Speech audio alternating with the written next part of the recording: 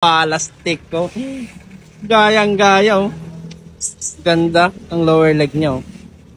Gayang-gaya pati yung pula. Yan. Sticker lang to. Itong pangalan niya na Mountain Peak, tanggal din. Travel guide, driver guide, andito.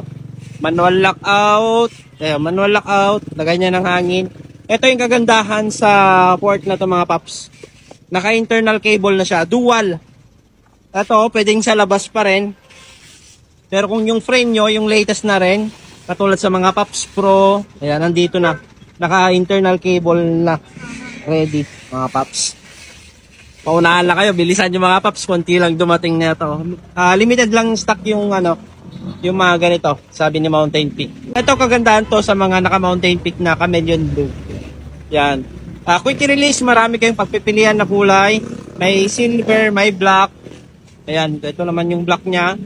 Sa true axle natin, ito lang, ganitong kulay lang sa mga true axle. Ayan, pogi niyan mga paps oh. Ayan, naka true axle, non-boost yan mga paps. Pogi niyan, grabe. Unahan na lang kayo mga paps. Sa lahat ng mga gustong bumili, click nyo lang yung yellow basket natin dyan sa baba. Ayan, andyan lahat ng mga item natin.